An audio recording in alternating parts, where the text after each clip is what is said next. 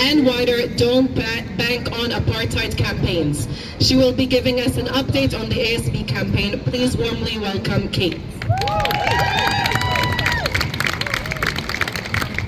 Kia ora koutou katoa. Assalamu alaikum. He mihi nui ki ngā mana whenua o tēnei rohe. He mihi nui ki ngā tangata whenua katoa I tēnei wā ua. He mihi nui ki ngā whānau o Paratihini e tū kaha ana.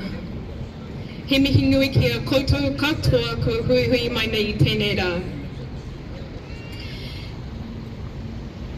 Kia ora koutou, ko Kate Stoneho, he kaimahi o Justice for Palestine. I'm here to give you a bit of an update on the ASB campaign and where we're heading. But first, a little bit of the whakapapa. This campaign is drawing on a history of lessons around non-violent resistance, boycott, divestment and sanctions, from Parihaka to apartheid South Africa, and responding to the Palestinian-led BDS movement and the call for targeted BDS campaigns.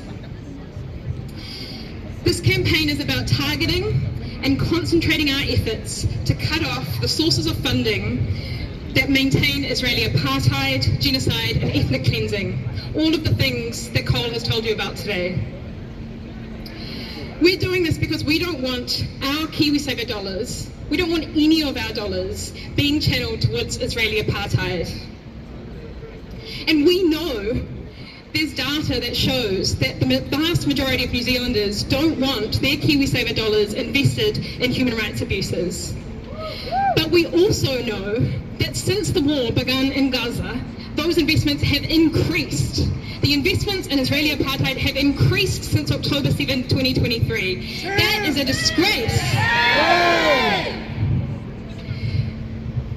We're also doing this because, as Ed has just told us about, there is power in us coming together collectively to leverage our power as customers so that we can win. And we need a win. We're calling on ASB to divest by 29 November or their customers will leave in the thousands. In just the last 6 weeks, over 6,000 people have signed the petition calling on ASB to divest. If you haven't signed that petition, you can sign it today. Almost 2,000 of those people are ASB customers who have committed to leaving ASB if they don't divest from Israeli apartheid by 29 November. And hundreds of those people have written directly to the CEO of ASB, Victoria Short, to tell her just that.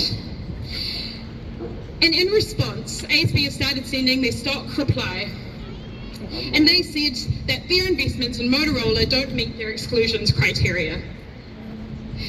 Well, these exclusions criteria include that they need to be considered against the UN Global Compact principles, which include that businesses must ensure that they are not complicit in human rights abuses. Well, we have the receipts. Cole has just told us they are complicit, they are invested in human rights abuses. Shame!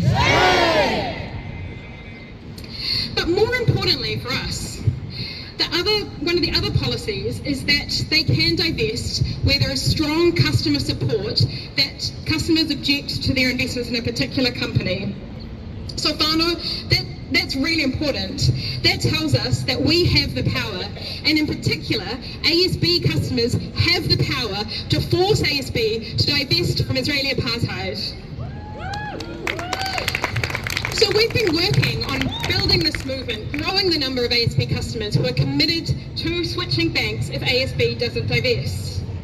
Last week we ran a national week of action with friends and allies from across the country, organising mini actions from Otepoti, Ototahi, Whanganui, Palmerston North, Whangarei, Auckland, Porniki, all over the country. Over the course of that week, we managed to increase the signatures on the petition to 2,000. And you know what? ASB shut their branches, they closed their doors, just because a few of us were there trying to inform and engage with their customers. To be clear, that's not what we intended, and we were concerned about the impact of that on vulnerable customers. But what it tells us is that ASB is taking notice, and we need to keep the pressure on. And just this week, we got further confirmation that ASB is taking notice. And I'm just going to invite Ricardo to come up and tell us a little bit more about what happened in the Finance and Expenditure Committee. Okay. Kia ora koutou.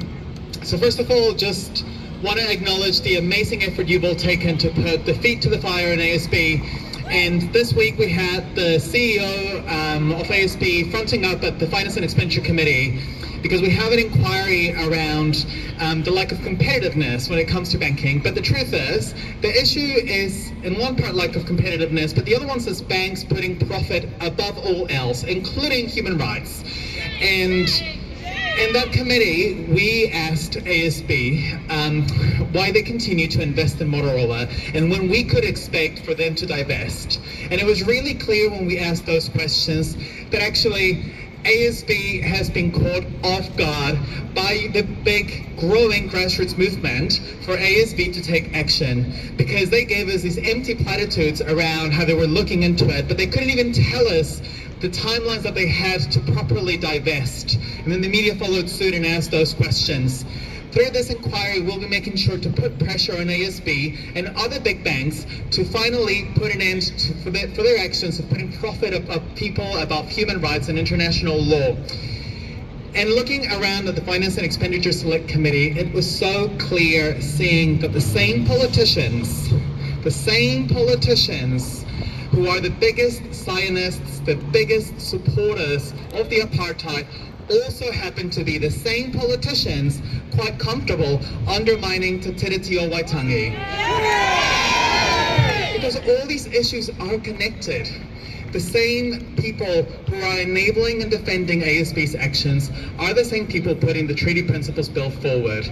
So with that, I think if it wasn't for the grassroots campaign and the interconnectedness of all of us doing our part, ASB would be continuing to get away with literally enabling a genocide. So kia kaha, toi tu te tiriti, free Palestine, and let's make sure ASB divests from Motorola. Kia ora. So as you can tell from what Ricardo's just told us, ASB reckon they can run out the clock on us. But we're not going to give up. We're going to keep the pressure on. So over the next week, we're going to be growing our campaign. We're going to bring on more ASB customers who are going to commit to switching from ASB if they don't divest by 29 November. And we need all of you to get out there and help us build this movement. And then in our last week, before Divestment Day on 29 November, we're going to be reaching out to all of those ASB customers and making sure that they are ready to switch. Because we want ASB, we want all of the banks to know that we mean business. And once we finish with ASB, we'll be moving on to our next target until it becomes completely untenable for banks in New Zealand, for all finance companies in New Zealand to be invested in Israeli apartheid. Divest now! Divest now! Divest now! Divest now! Divest now! Divest now!